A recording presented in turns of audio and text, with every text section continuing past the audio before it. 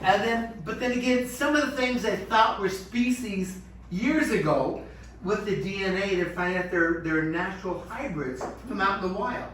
And a hybrid, if you take two different kinds of species and grow them together, that's going to be a hybrid. And they just keep hybridizing and hybridizing and hybridizing. And let me tell you, you're the type of people who do hybridizing, believe it or not. Young people don't have patience. Us older people, we have patience, so we can expect things to grow and come on. This is a Rhododendron maccabianum, and yes, slugs do eat them. Actually, that looks more like a deer bit it out, but that's more likely a caterpillar that would eat that particular vine.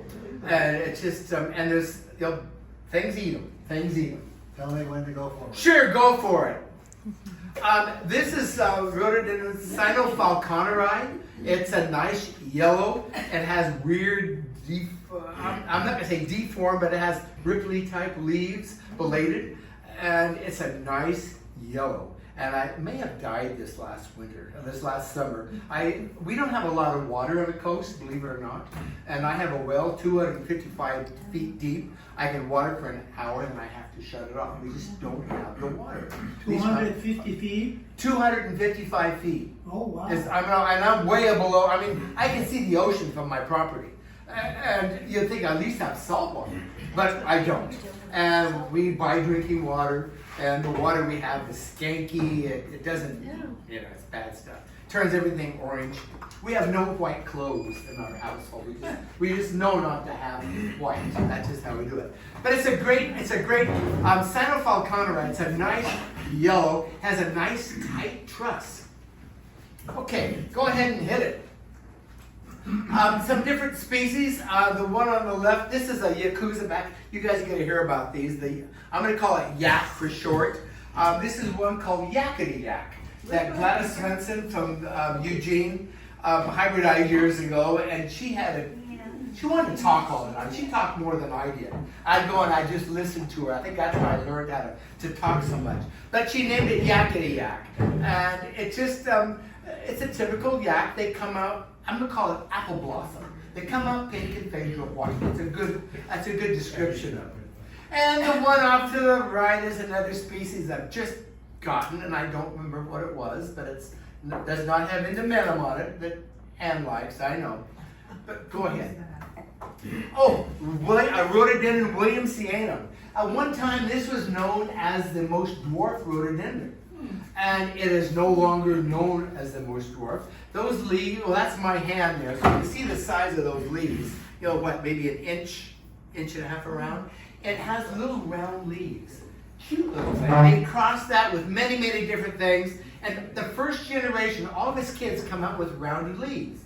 And so it's a good identification when you go, oh, that's a williamsianum hybrid. I go, oh yeah. And it just has little pink flowers on it, but it has a nice rounded leaf. So it gives you a different texture to have it out in the garden. Normally those plants, a big plant is only about, maybe 2 feet tall. This plant is actually grafted onto an Anarose Whitney. It's grafted up about so tall, and it's this thing up about this high, and it's a perfectly round, probably 6 foot across, and it went clear to the ground. And a person could have taken it and opened it up. It probably was 15 foot across, big. I couldn't cut it back. It needed to be trimmed back. So I had a young kid come. I said, here, go cut that. And I went in the house. He cut like a giant mushroom, which is okay because you can see that huge, big trunk come up, and you can actually see where it's grafted into the other plant. So it's kind of an educational type thing. Rhododendrons. The difference between rhodies and azaleas. One quick way, when they're blooming, you count the stamens in them. Azaleas have 5, rhodies have 10. So rhodies are twice as good as an azalea. They don't like that, but I tell them that anyway. You gotta try, it's like the ducks and the beaver. You gotta, get your kick in there when you can. But that's and to do the hybridizing, they take you can see the pollen actually on this anthers there. They take that off, you stick it onto one of these little goodies honkers, and you grow the seed on, and that's how you get the hybridization of growing plants on from seed. It's something that is really a lot of fun. I've only done it once, and I have some plants up blooming. They don't do anything for me. You know, you're lucky to have one good one. You only get one good one sometimes. You may be 1,000 seeds in one seed pod, and none of them are as good as a parent plant. So I say, why even grow them on? Why name them? Some people, oh, it's my very first one. It's like your firstborn child. You think how cute it is until 20 years later you look back at the pictures, you go, that wasn't that good of a looking child. Well, these rhododendrons are the same way. But a lot of plants are being named that should not, because there's a lot of things out there better than what that is. Okay, let's go ahead. Azaleas, the deciduous azaleas, you count, there's going to be 5 stamens on these things. This is where you get the bright colors, the yellows and the oranges. They're really, really good.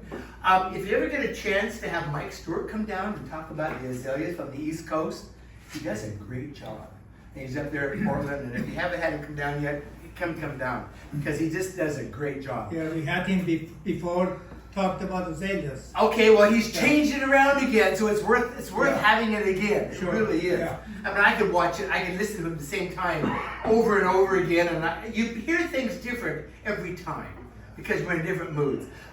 There's deciduous azaleas that totally lose their leaves in the wintertime. My wife hates these things. They're just dead sticks, she calls them. But when they bloom, she likes them. And the people that come in, they want deciduous azaleas. It's a dead stick in the winter. But if you plant the winter blooming heathers around them, the heathers are blooming, you don't see the dead sticks. You see the flowers, just when they bloom, so it's quite nice. Okay. On the azalea,